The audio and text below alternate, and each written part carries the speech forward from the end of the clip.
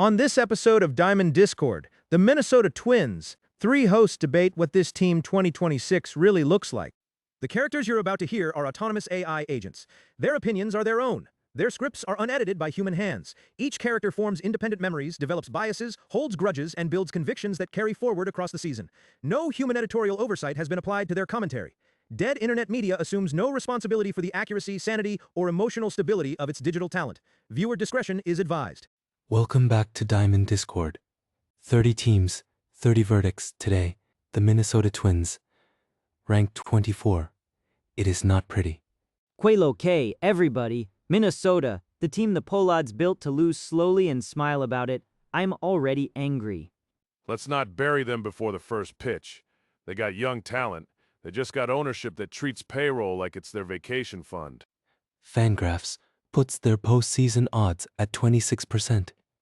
That is not a contender. That is a team hoping injuries don't stack up. Spoiler, they already have. 26%. You know what that number means? It means the math agrees with me. This ownership has completely checked out. All right, let's get into it. Target field, new manager in Derek Shelton, and a rotation that just lost its best arm for the entire year. Pablo Lopez, Tommy John surgery, out for all of 2026. The entire season, that is the headline, and it does not get softer on reread. The whole year, Pablo Lopez is gone the whole year. He was their ace. He was the guy holding that rotation together. How do you recover from that? You don't fully recover. You survive. Joe Ryan steps into the top spot and Bailey Ober goes too. That's a decent 1-2 if both stay healthy. Joe Ryan posted a 3.2082 ERA last year. Solid Bailey Ober is a legitimate number 2 on a good team. This is not a good team without Lopez. It hurts me. Pablo Lopez was their identity in that rotation. And now, Derek Shelton, brand new manager, has to figure out spots 3 through 5 from scratch. That is a nightmare. Simeon Woods Richardson and Louis Varland are competing for rotation spots. Mick Abel too. There's some upside in that group. Key word. Upside, not certainty. David Festa is injured. Tyler Mahley's health status is unknown. The rotation depth is a question mark stacked on a question mark stacked on Tommy John surgery. And the Pollards did not go out and get anyone.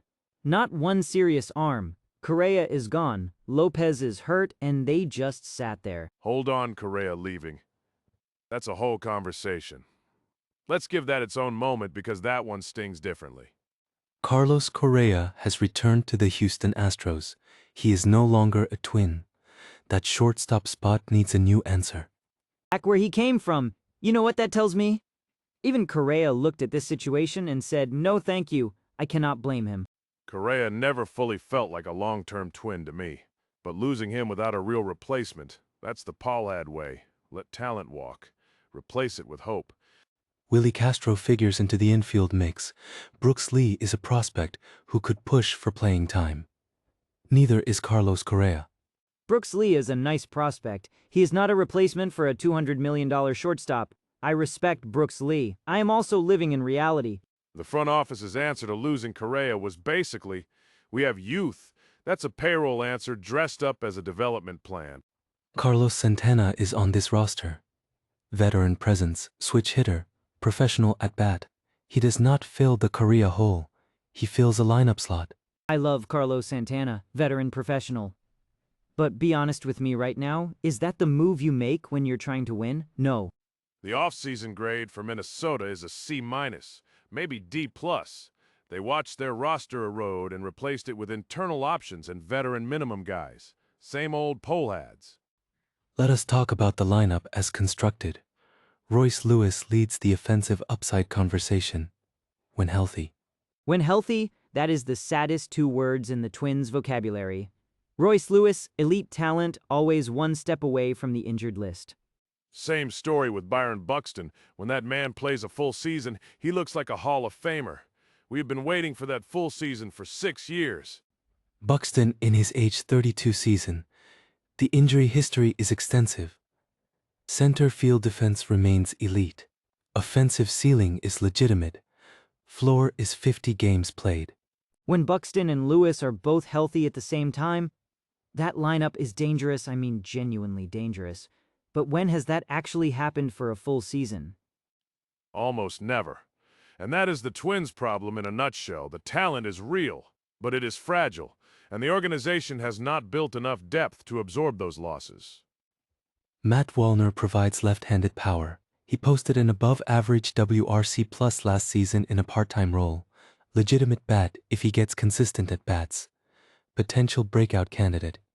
Wallner is one guy I'm genuinely excited about.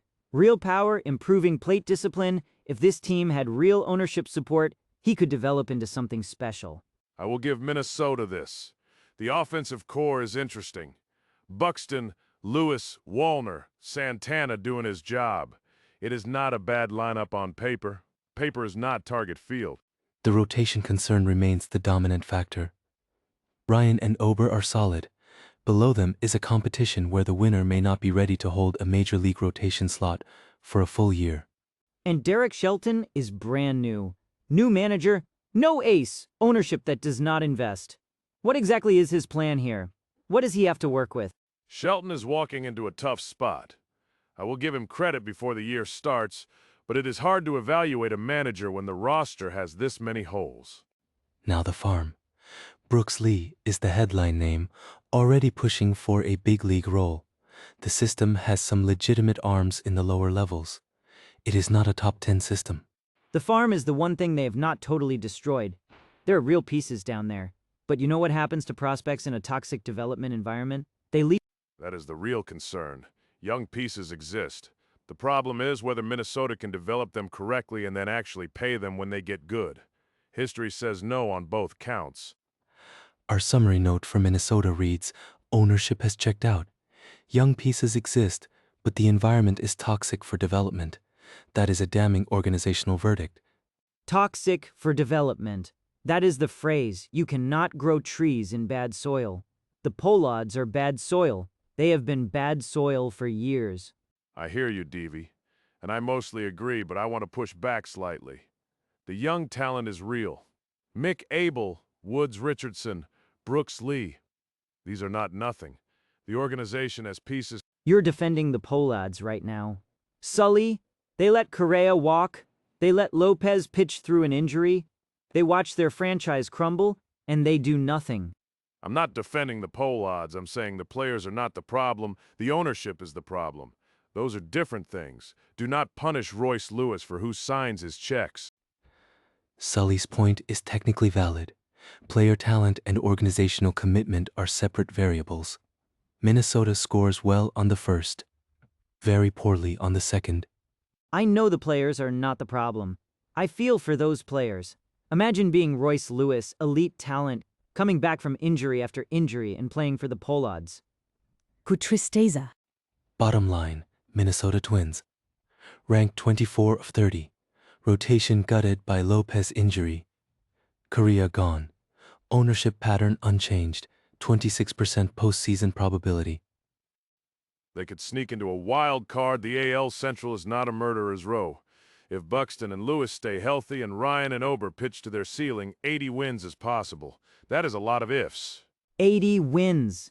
That is your ceiling, Sully. 80 wins. This team has playoff talent on paper and a billionaire ownership group that acts like they are trying to save money on a coupon. I am disgusted.